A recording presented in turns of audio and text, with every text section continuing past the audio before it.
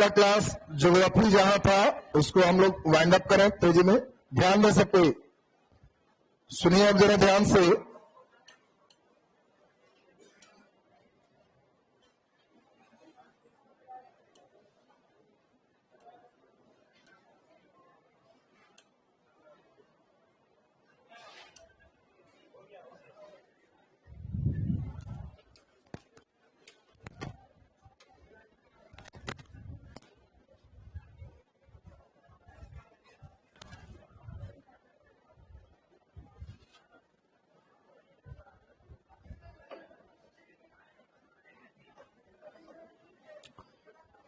चलिए ध्यान दे।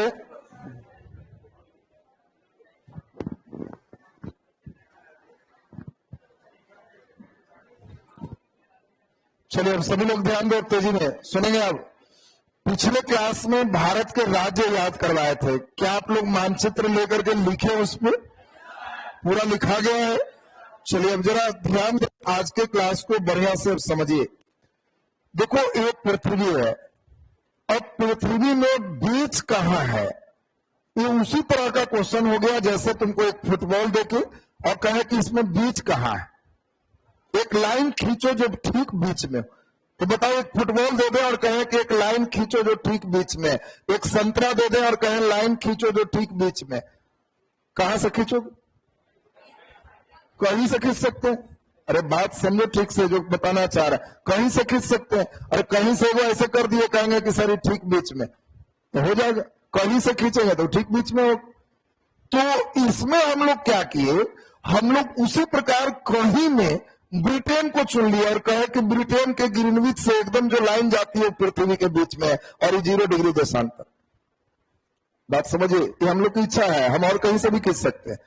क्या वो भारत से नहीं खींच सकते? खींच सकते। अगर पूरा विश्व मान ले कि भारत के बीच से एक लाइन खींचे हैं, दुनिया को 2 भागों में बांटती है, बट गया। तो हम लोग इसीलिए तुमसे पूछेगा कि 0 डिग्री देशांतर कहां से जाती, तो इंग्लैंड के ग्रीनविच से जाती है, ऐसा पूरे विश्व ने मान लिया और ये पूरे 2 भागों में बांट दिया गया। इसको हम लोग कहते हैं पूर्वी गोलार्ध और इसको कहते हैं पश्चिमी गोलार्ध। और भारत यहां है, तो आपको कहे कि भारत पूर्वी गोलार्ध में होगा कि पश्चिमी गोलार्ध में होगा? पूर्वी गोलार्ध में होगा। पूरब को हम लोग ईस्ट कहते हैं, तो इधर कोई भी लाइन चलेंगे तो 1 डिग्री ईस्ट, इधर चलेंगे तो 1 डिग्री वेस्ट। बोलो भारत में हम यहां चलेंगे तो ये ईस्ट होगा कि वेस्ट? ईस्ट होगा। यहां चलेंगे तो जल्दी बोलिए, वेरी गुड, दोनों ही ईस्ट होगा, क्योंकि भारत तो ईस्ट में स्थित ही है, तो वेस्ट कैसे हो सकता है?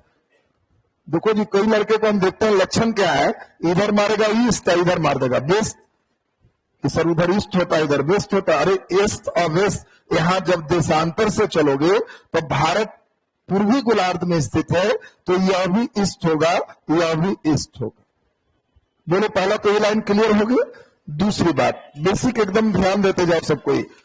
अगर भारत के ठीक बीच ऐसे लाइन खींचे तो यह 0 डिग्री अक्षांश, खड़ा को देशांतर और पड़ा को अक्षांश का, इसको उत्तरी गोलार्ध कहते और इसको दक्षिणी गोलार्ध कहते। और भारत स्थित है उत्तरी गोलार्ध कि दक्षिणी गोलार्ध, तो भारत यहां पे है और इसीलिए भारत स्थित है उत्तरी गोलार्ध। अब तुमको भारत का लोकेशन देगा कि भारत है, बोलो पूर्वी गोलार्ध कि पश्चिमी गोलार्ध? जल्दी बोलो, पूर्वी गोलार्ध। भारत स्थित है उत्तरी गोलार्ध कि दक्षिणी गोलार्ध? उत्तरी गोलार्ध, तो उत्तर पूर्वी गोलार्ध में भारत स्थित है। अब बताओ, इधर जो लाइन चलेगा ये नॉर्थ चलेगा और नीचे जो लाइन चलेगा ये साउथ चलेगा। तो जो भारत को कट करेगा इसमें नीचे में नॉर्थ की साउथ? जल्दी बोलो, नॉर्थ। यहां ऊपर में नॉर्थ, दोनों ही नॉर्थ होगा क्योंकि भारत नॉर्थ में स्थित है। बोलो जी, ये तो लाइन क्लियर हो गया सबका। अब यहां से हमने कोशिश क्या किया है, जो सुन लो, इसमें सभी बच्चे को टेलीग्राम पे मानचित्र डाल दिया जाए, उसका प्रिंट निकाल लो और एक फाइल बना ले। खुद से उससे अपने से मानचित्र में ड्राफ्ट करने का कोशिश करना, और तब जो तुम अपने बना के फाइल बनाओगे वो इंडियन ज्योग्राफी मात्र 40 पेज में सिमट जाए। लिखना कुछ नहीं है, एक नक्शा देख के 88 बात सोच लेना, यही भूगोल। डैश दे दे के जब तक लिखोगे तब तक भूगोल नहीं ठीक हो। केवल ऐसे देखोगे और 88 वैरायटी के क्वेश्चन सोच रहे हो। यहाँ पाकिस्तान से सटने वाला राज्य है, भूटान सही है, ज्यादा इससे है, और सब बात सोच रहे हो, समुद्र किनारे ही है, स्थल से यह। भारत का कौन ऐसा राज्य है जो न दूसरे देश से सटता है न समुद्र से सटता है?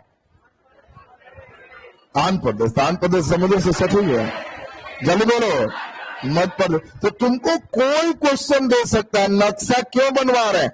नक्शा इसीलिए बनवा रहे हैं कि कुछ भी दे दे।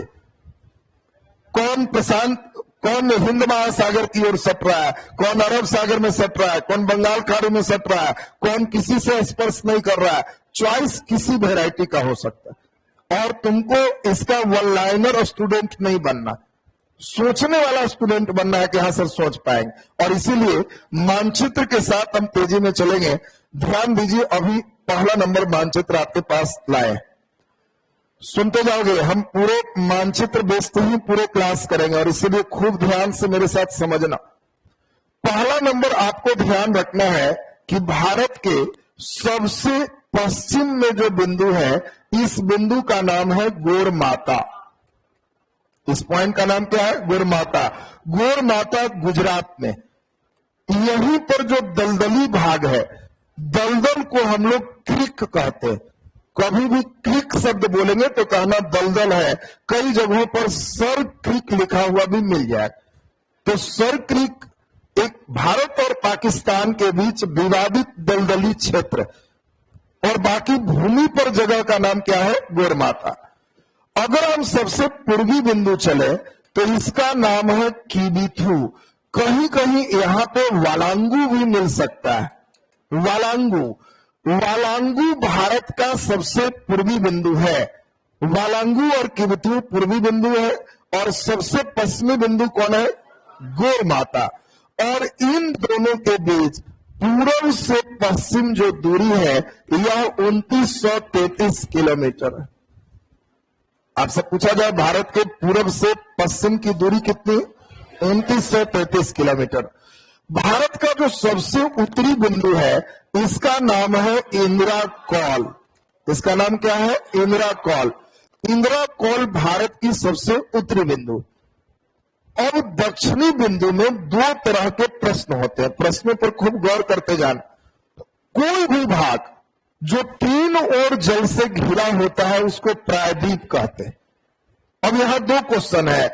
प्रायद्वीपीय भारत की दक्षिणतम बिंदु, तो अलग आंसर होगा। अगर क्वेश्चन दे दे भारत की दक्षिणतम बिंदु तो अलग आंसर होगा। भारत के मुख्य भूमि की दक्षिणतम बिंदु तो ये प्रायद्वीपीय भारत वाला ही आंसर हो। फिर से सुनोगे, तीनों वैरायटी ध्यान देना।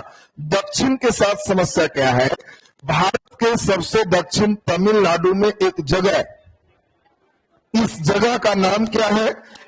केप कोमरीन। ध्यान दोगे, केप कहते हैं किनारा को। जैसे अफ्रीका के सबसे दक्षिणतम बिंदु Cape of Good Hope, Africa जब पढ़ोगे तो उसका सबसे दक्षिणतम बिंदु केप ऑफ गुड होप है। उसी प्रकार भारत की सबसे दक्षिणतम बिंदु केप कोमरीन है, जो कन्याकुमारी में स्थित। बात समझो, जगह का नाम है कन्याकुमारी, लेकिन वहां जो पॉइंट जो मेरा सबसे नीचे है उसको केप कोमरीन का। और केप कोमरीन तमिलनाडु में है, तो ये प्रायद्वीपीय भारत का या मुख्य भारत के भूमि का सबसे दक्षिण पॉइंट है। लेकिन अब इसके सीधे की बात करें तो इंडिया यहां भी है, अंडमान निकोबार द्वीप समूह, और इससे भी नीचे एक पॉइंट है जो इससे भी नीचे हो गया, और इसको इंदिरा पॉइंट कहते हैं। और इसीलिए क्वेश्चन आएगा भारत की दक्षिणतम बिंदु कौन है? तो भारत, ये भी भारत ही है, आंसर इंदिरा पॉइंट हो। लेकिन अगर क्वेश्चन कहेगा भारत के मुख्य भूमि की दक्षिणतम बिंदु, मुख्य भूमि यह है, ये तो द्वीपीय भूमि है और इसीलिए केप कॉमोरिन हो। हाँ, अगर क्वेश्चन दे प्रायद्वीपीय भारत की दक्षिणतम बिंदु, तो प्रायद्वीपीय का मतलब जो भाग भारत का 3 ओर से जल से घिरा है उसको प्रायद्वीपीय कहते। तो प्रायद्वीपीय भारत की भी दक्षिणतम बिंदु कौन हो गया? केप कॉमोरिन। और इसी को हम लोग इसमें कन्याकुमारी के नाम से जानते हैं। कन्याकुमारी में ही केप कॉमोरिन। और उत्तर से दक्षिण की जो लंबाई है यह कितना है? 3214 किलोमीटर। ये देखो, यहां से लेके यहां तक ये 3214 और यहां से लेके यहां तक 2933। पिछले क्लास में तुमसे पूछे थे कि भारत के उत्तर से दक्षिण और पूरब से पश्चिम की लंबाई में अंतर कितना का है। तो हम लोग इसको 3214 में घटा लेंगे 2933, कितना आ जाएगा? 1 हो गया, 8 हो गया और 2 हो गया, 281 किलोमीटर। अब सुन लो, पहले कई बार स्टेटमेंट दे दे और लड़के को 281 तो पचता नहीं है, ये सब पचता है। अभी दे देगा निम्नलिखित में गलत कथन पहचाने, और चॉइस ये दे देगा कि भारत के उत्तर से दक्षिण की जो लंबाई है वो पूरब से पश्चिम की लंबाई से 282 किलोमीटर ज्यादा है। सही कथन है कि गलत? सही। लकीर के फकीर मत होना। तो 281 तो 281 कोनो फूटा से एकदम एक्यूरेट कोनो जमीन कट्ठा से है, और 81 की जगह 82 दे देता है। तो कई लड़का ना हम घटाए हैं, 81 आता। अरे उस सही है, एकदम फिक्स्ड मत हो जाओ, अपने आप को प्लास्टिक मत बनाओ, इलास्टिक रहने दो। ये थोड़ा बहुत रहेगा तो चला लेना है, चले। हाँ, अगर चॉइस में 81 भी रहेगा, 82 भी रहेगा तो 81 वाला सही हो। नहीं रहेगा, वो कहेगा 585 तो नहीं मानेंगे, लेकिन 282 चलेगा, 280 चलेगा। सुबह कोई एक रहेगा तो तुम्हारे अंदर एक विचार रहना है। अब सुनिए, हम लोगों ने क्या किया, जब भारत का दक्षिण बिंदु जान गए तो अब भारत तो हम लोग अभी पढ़े हैं किस गोलार्ध में है? उत्तरी गोलार्ध में। तो हम लोग भारत अच्छा हुआ कि विषुवत रेखा से थोड़ा सा ऊपर लटक गए। अगर विषुवत पर आ जाता तो यहां बहुत गर्मी पड़ती। ये विषुवत से थोड़ा ऊपर रह गया, ये भारत के लिए अच्छी बात। तो अब यहां पे देखो, ये जो देख रहे हो जहां पे कन्याकुमारी है, जिसको केप कॉमोरिन के नाम से जानते हैं, ये बताओ उत्तर में है कि दक्षिण में? जल्दी बोलो। उत्तर, सब उत्तर ही है ना जी। इसीलिए इस लाइन को 8 डिग्री 4 मिनट नॉर्थ की साउथ नॉर्थ कहते। बात सबके दिमाग में सेट करना है, 8 डिग्री 4 मिनट नॉर्थ। जब हम सबसे ऊपर चलेंगे तो ये बताओ नॉर्थ की साउथ, ये 37 डिग्री 6 मिनट नॉर्थ हो गया, तो यह भी 37 डिग्री 6 मिनट नॉर्थ हो गया। अब तुमसे पूछा जाए भारत का अक्षांशीय विस्तार है, तो 8 डिग्री 4 मिनट नॉर्थ से 37 डिग्री 6 मिनट नॉर्थ, जान के चॉइस दे दे। 8 डिग्री 4 मिनट साउथ से 37 डिग्री 6 मिनट नॉर्थ, जान के अगर इसको नॉर्थ तो इसको साउथ। लड़के सोचता है कि एगो नॉर्थ एगो साउथ, मारो लगता है नॉर्थ साउथ, जबकि दोनों नॉर्थ। बोलो जी, लाइन क्लियर होगी? अब तुम्हारा ब्रेन कैसे चेक करेगा? अब खूब बदमाशी करता है। बीपीएससी का मतलब है तुमको एकदम ई रटन तोता तो रेलवे वाला लड़का रहता है। 8 डिग्री 4 मिनट से 37 डिग्री 6 मिनट नॉर्थ नॉर्थ एकदम रट के तुमको कहेगा इधर आ जा। 24 डिग्री नॉर्थ किस राज्य से गुजरती है? और जान के तुमको क्वेश्चन दे देगा, तुमको कहेगा 16 डिग्री किस राज्य से गुजरती है? अब लड़का लगेगा परीक्षा में चिल्लाने की, कोई बात है 16 डिग्री या 24 डिग्री कर रहा। तो आपको दिमाग में बैठाना है, ये 23.5 डिग्री नॉर्थ एक कर्क रेखा है जो भारत के 8 राज्य से गुजरती है। अगर इस 23.5 नॉर्थ कर्क रेखा पूछेगा भारत के बीच से कौन रेखा गुजरती? कर्क रेखा। और ये भारत के बीच से 8 राज्यों से गुजरती। धीरे धीरे 8 राज्य आपको एकदम क्लियर हो जाएगा। सब ध्यान हम लोग दिलाएंगे कि गुजरात से है, बाकी राज्य भी पढ़ेंगे। अब बताओ 23.5 जब यहां है तो 24 यहीं पर ना होगा। अब क्वेश्चन एक बार दे दिया, क्वेश्चन इतना खतरनाक था कि हम चिंता में थे कि पता नहीं बच्चे क्या किए हो। क्वेश्चन क्या दिया मालूम है? भारत और पाकिस्तान के बीच कितने डिग्री की रेखा सीमा बनाती है? और चॉइस से 8 degree, choice B 0 degree, choice C 24 degree, choice D 32 degree. अब जो लड़का समझदार था वो कहा कि पाकिस्तान इधर है, 23.5 यहां है, और बताए थे कि गोर माता से ये गुजर रही है यहां लगभग, तो यहां पे 24 डिग्री जो होगा ये भारत पाकिस्तान का बॉर्डर लाइन हो। यहां तो बच्चा केवल रोड के लिए भारत पाकिस्तान, और यहां डिग्री में 24 और 20 किए बस गया कि 24 डिग्री होगा कि कितना पता नहीं। अच्छा 16 डिग्री समझ रहा हो ना?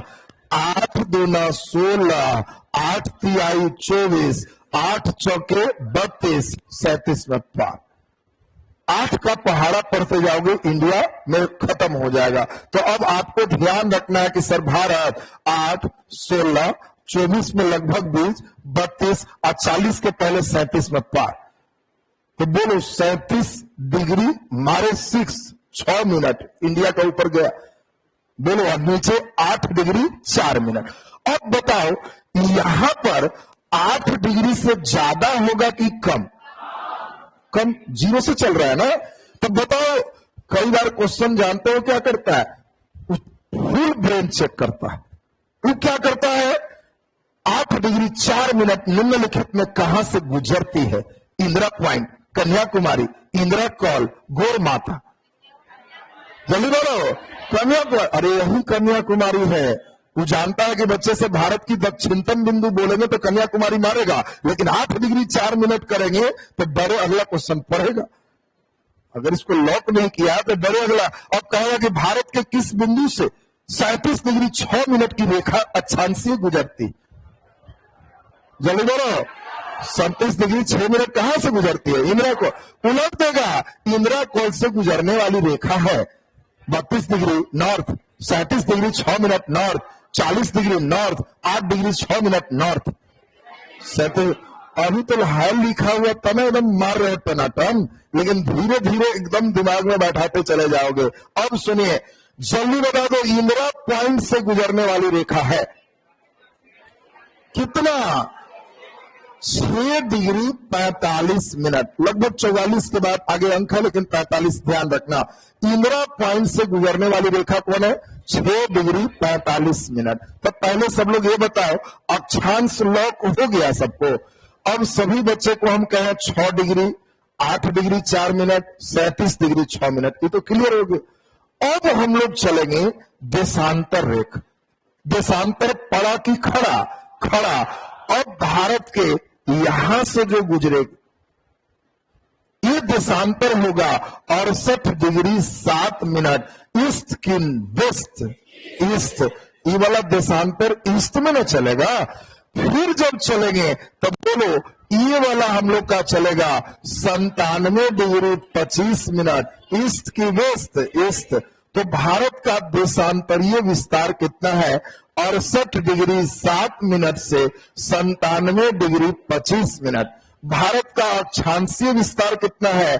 8 डिग्री 4 मिनट से 37 डिग्री 6 मिनट। बोलो लगभग बात क्लियर हो गया सबका। पाकिस्तान के पास से कौन सी देशांतर रेखा गुजरती? देशांतर 68 डिग्री 7 मिनट, यही ना गुजरेगी जी।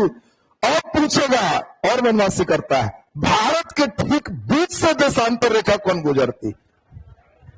तो सुन लो, अब क्या करेंगे हम लोग? सोचेंगे 97 डिग्री 25 मिनट है तो 97 मान लेते हैं, 68 डिग्री 7 मिनट है 69 मान लेते हैं। अरे इसको थोड़ा दंडी मारे तो इसको थोड़ा बढ़ा दी, जोड़ देते हैं। बोलो जल्दी। 9 7 16 की 6 1 10 6 16 कितना आ गया? 166। 2 से भाग मार दी, कितना आ गया जी? 83। और यही 83 से, चूंकि थोड़ा बहुत दंडी मारे हैं ना, एक्यूरेट लाइन 82.5 ये इंडिया के बीच से गुजरती है और इसीलिए भारत का टाइम इसी से देखते हैं। सुनोगे, तुमसे पूछे कि 82.5 से टाइम क्यों देखते हैं? क्योंकि ये भारत के ठीक बीच से गुजरती है। टाइम वाली बात भी थोड़ा सा समझा दे, बच्चे बड़ा कंफ्यूज रहते हैं। देखो टाइम क्या है, पृथ्वी घूम रही है पश्चिम से पूरब। अब पृथ्वी पश्चिम से पूरब घूम रही है तो जिसके कारण इंग्लैंड यहां है, तो यहां से इधर की ओर जाएंगे तो टाइम बढ़ेगा और इधर की ओर जाएंगे तो टाइम घटेगा। टाइम जान करके एक ऐसा हम लोग रखते हैं कि जिससे फील हो जाए कि क्या वहां है। और जैसे हम पढ़े हैं कि लंदन से भारत का टाइम 5.5 घंटा आगे, ऐसा पढ़े हो, इसका मतलब क्या है? मतलब है कि हम लोग जो अभी सुख भोग रहे हैं वक्त का, लंदन 5.5 घंटा बाद यही सीन देखे। मतलब समझा? अगर हम सीन नहीं समझेंगे, मतलब सूर्य अभी जो हम लोग से भेंट किया तो यहां है, कोई बात नहीं, लंदन में भी रात है, लेकिन कोई बात नहीं है, लंदन वाला 5.5 घंटा बाद यही सीन देखेगा, तब तक हम लोग का 5.5 घंटा आगे होगा। अब देशांतर रेखा से टाइम देखते हैं। अब अगर टाइम इससे देखेंगे और इससे देखेंगे तो आगे कौन होगा? पहला नंबर कि दूसरा नंबर? पहला। यहां सूर्य पहले उगेगा और यहां सूर्य बाद में उगेगा। अब हम लोग को एक टाइम का परफॉर्मेंस बना हुआ है कि जब कोई हमको बोलता है कि 12 बजे दोपहर, तो हम लोग समझ लेते हैं कि धूप टाइट हो। 5 बजे सुबह, तो हम लोग समझ लेते हैं कि सूर्य उगने वाला सीन हो।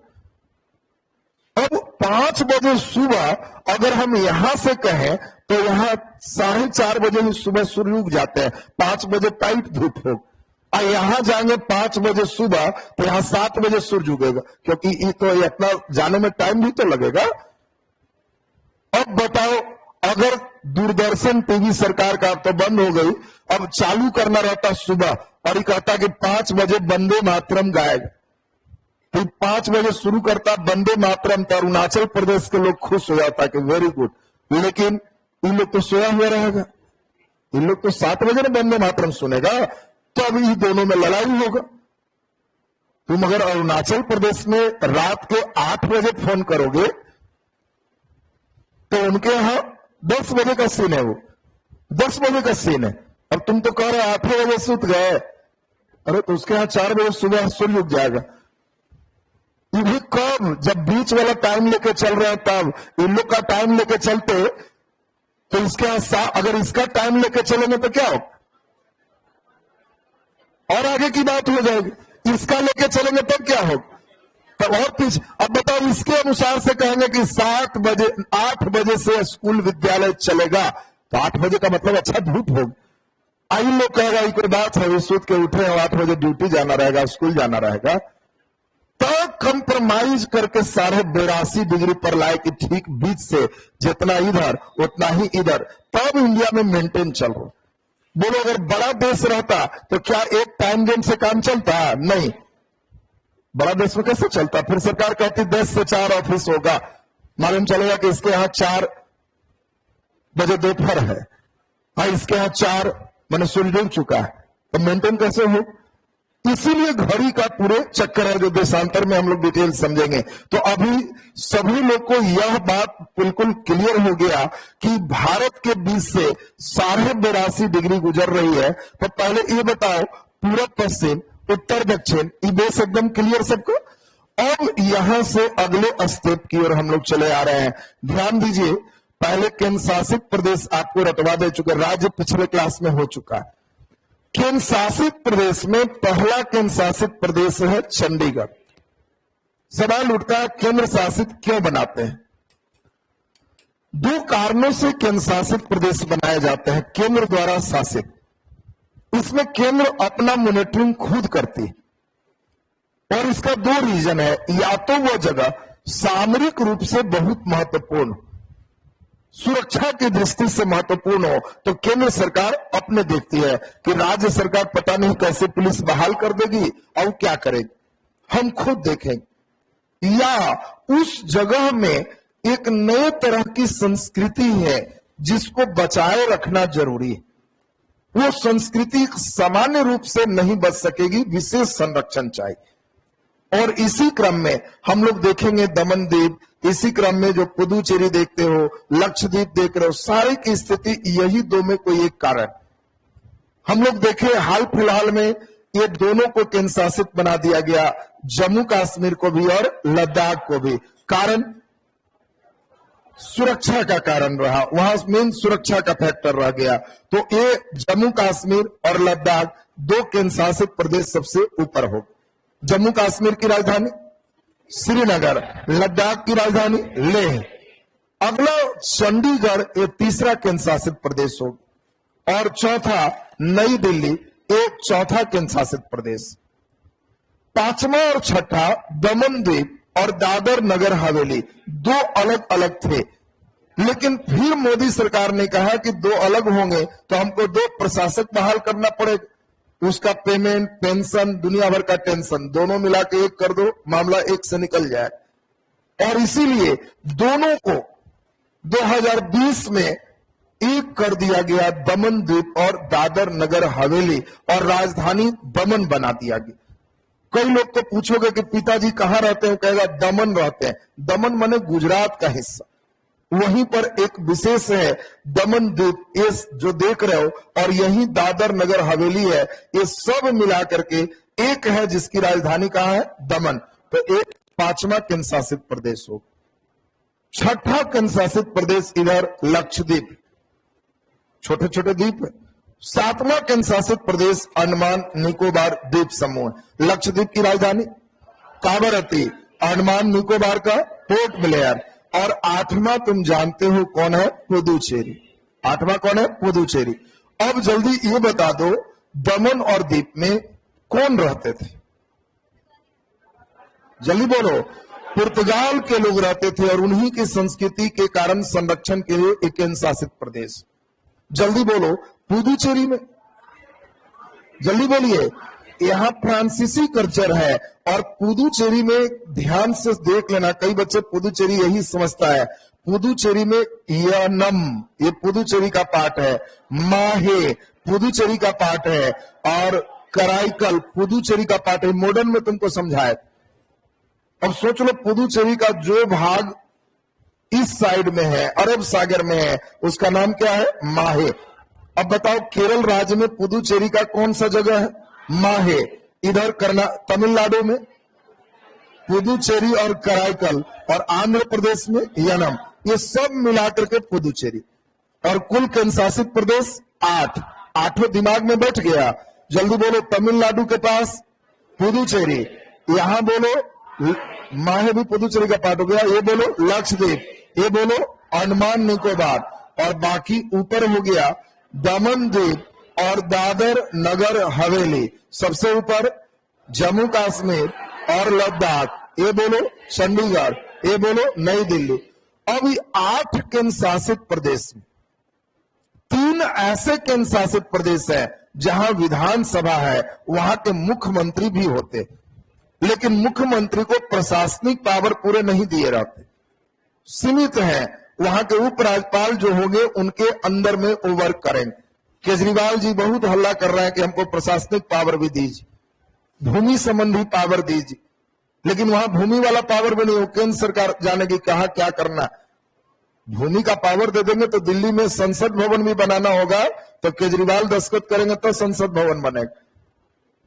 तो प्रधानमंत्री जो चाहेंगे तो होगा नहीं, केंद्र शासित रहेगा तो केजरीवाल खाली मुख्यमंत्री अन्य चीज में है, भूमि वो मोदी गवर्नमेंट समझेगी कहा क्या बनाना है, वो अपना बनाएगी।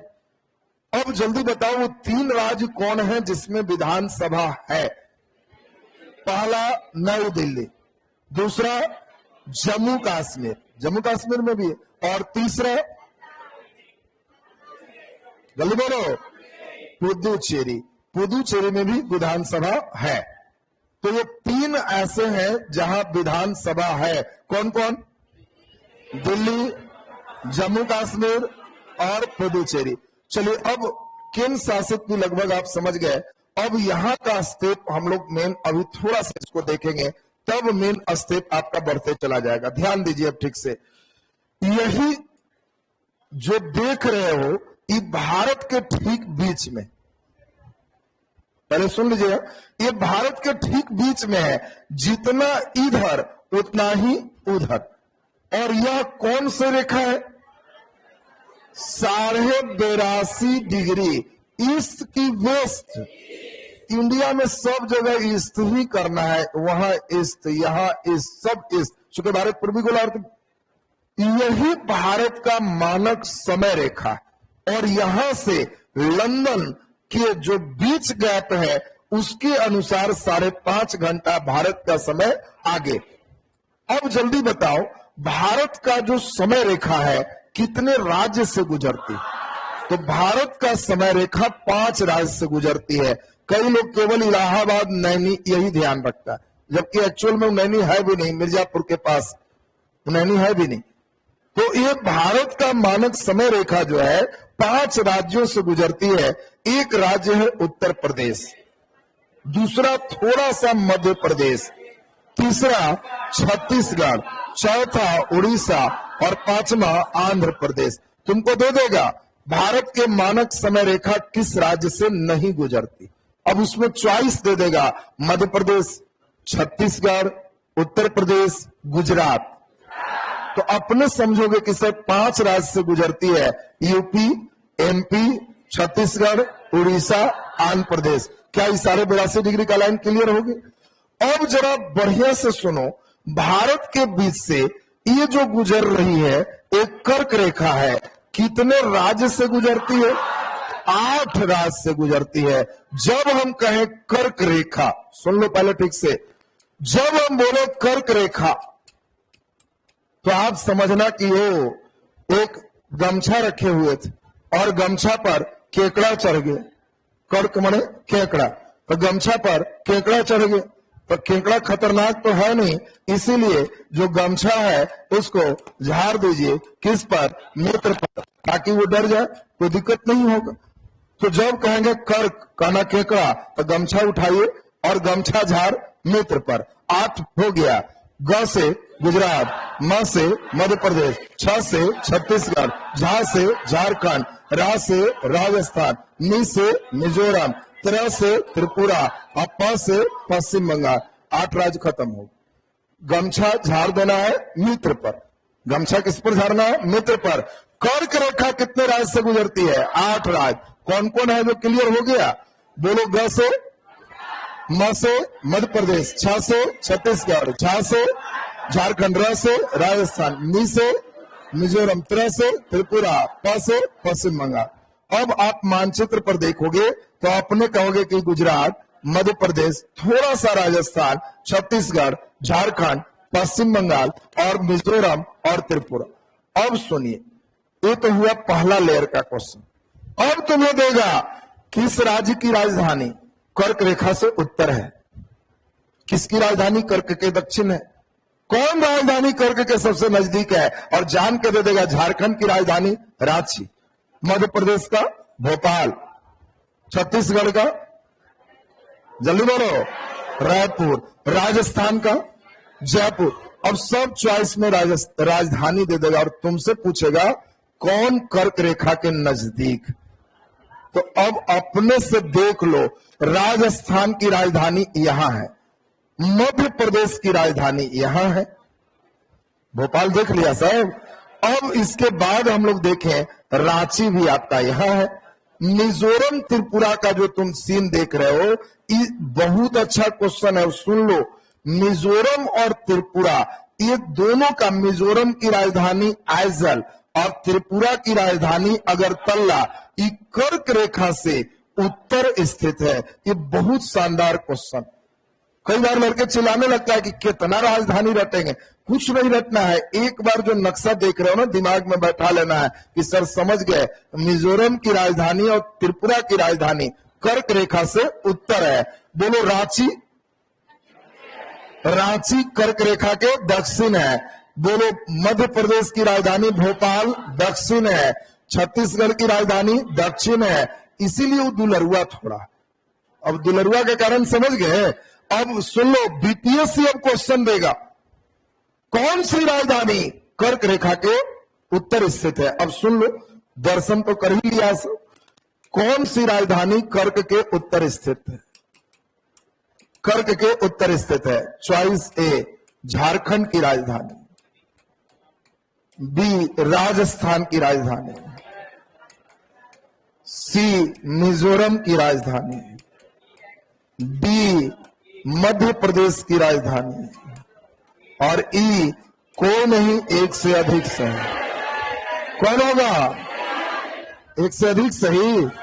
राजस्थान की राजधानी भी उत्तर होगा, मिजोरम और त्रिपुरा दोनों उत्तर होगा। तो आपको इतना लेवल पे चलना है ना कि खाली 8 राज गमछा झारो मित्र पर, तो गमछा झाड़ेगा खाली रेलवे में। तुम लोग को जो है ना, गमछा झाड़ने के बाद वो लाइन पे कहां कौन आ रहा है उस पर तुमको ध्यान देना पड़ेगा। तो चलिए, ये लाइन भी स्टेप एकदम क्लियर हो गया। अब सुनिए यहां पर ध्यान से, भारत की जो ये बॉर्डर लाइन देख रहे हो, यहां से लेके इसको भारत की स्थलीय सीमा कहते हैं। ये स्थलीय सीमा है, और भारत के जो स्थलीय सीमा देख रहे हैं, ये भारत की स्थलीय सीमा की लंबाई 15,200 किलोमीटर है। आपसे कभी भी पूछेगा कि बोलो भारत के स्थलीय सीमा की लंबाई क्या है? 15,200 किलोमीटर। ये जो तुम देख रहे हो, ये भारत के जलीय सीमा है। जलीय का मतलब जो सीमा जल के साथ लगा हुआ है, ये भारत की जलीय सीमा है। और यहां तक जो देख रहे हो, ये भारत की जलीय सीमा हो। भारत के जलीय सीमा की लंबाई कितना है? 6100 किलोमीटर, 6100 किलोमीटर। लेकिन जलीय में भी छोटे छोटे द्वीप हैं, अभी तो इसको जोड़े नहीं। यहां अंडमान निकोबार, ये भी द्वीप है। अब ये सभी को मापते हैं तो लगभग 1416 किलोमीटर, और द्वीपीय सीमा 1416 किलोमीटर है। 1416.6 किलोमीटर जोड़ दोगे, जल्दी बोलो, 7516.6 किलोमीटर। ये भारत की कुल तटीय सीमा।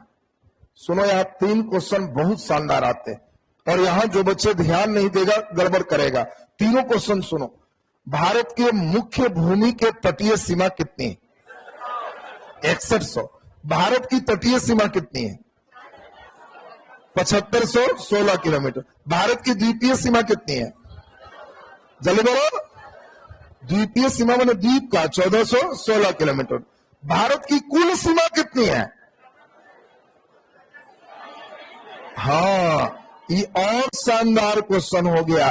कुल का मतलब यहाँ स्थलीय भी हो गया और यहाँ जलीय भी हो गया। अब बताओ, 7516 और 15,200 जोड़ोगे तब ना कुल होगा जी।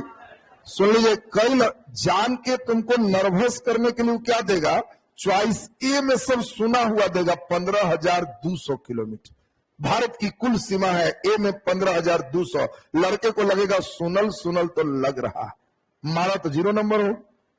बी में जान करके दे देगा 6100, सी में दे देगा 1416, सब सुना हुआ देगा।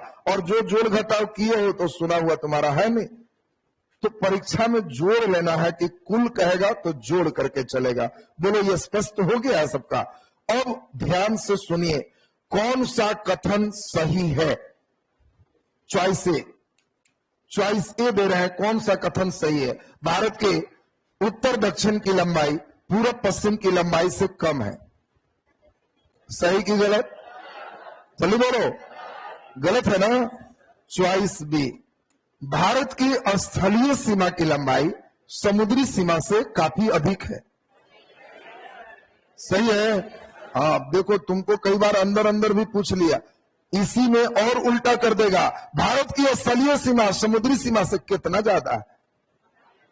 घटाने आएगा ना, तो तुमको जोड़ घटाओ बुद्धि कुछ भी चेक कर सकता है। एकदम पूरे दिमाग में होश हवास में रहोगे तब जाके ये ठीक ठाक हो गया। चलिए, अब इसके बाद हम लोग अगले फेज की ओर चलते हैं। तो खैर ध्यान दीजिए, अभी मेन आपका दूसरा विषय बायोलॉजी है, तो आज तो थोड़ा कम क्लास हुआ। कल मेंटेन करेंगे, कल संडे नहीं मनाएंगे, कल भी पढ़ेंगे हम लोग एकदम कंटिन्यू इधर रहेंगे, ठीक है? तो कल भी हम आएंगे, कल भी आपका कंटिन्यू चलेगा। कल आपका जो क्लास होगा सुबह कल 2:30 बजे से 2:45 से क्लास होगा हिस्ट्री ऑप्शनल का। 3:30 के बाद 3:45 के लगभग में क्लास करेंगे, वो हो जाएगा ज्योग्राफी का। कल ज्योग्राफी में हम लोग इससे आगे एक दिन और इसका बेसिक चलेंगे, और तब पर्वत, नदी, झील, झरना, ये सब जब चलेगा क्लास में ही याद करवाते चलेंगे। इतनी बात याद होते जा रहा है ना। आप फिर इसका पीडीएफ भी दे देंगे तो आपको क्लियर हो जाएगा। बोलिए।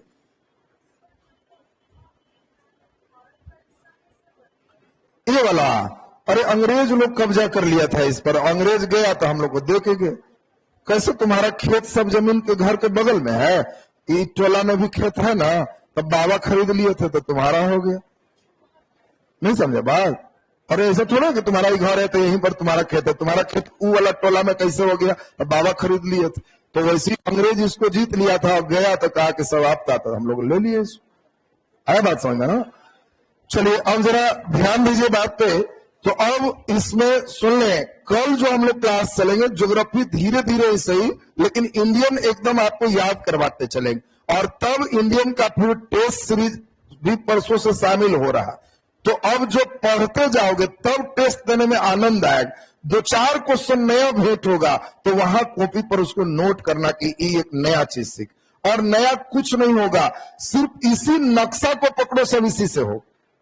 हम भूगोल में बहुत लिखान पढ़ान नहीं करेंगे, इसको देखो और सोचने की क्षमता विकसित करो, सब इसी में। देखने जहां आगे ऐसा ऐसा 40 को नक्शा गुजारेंगे, भूगोल खत्म हो।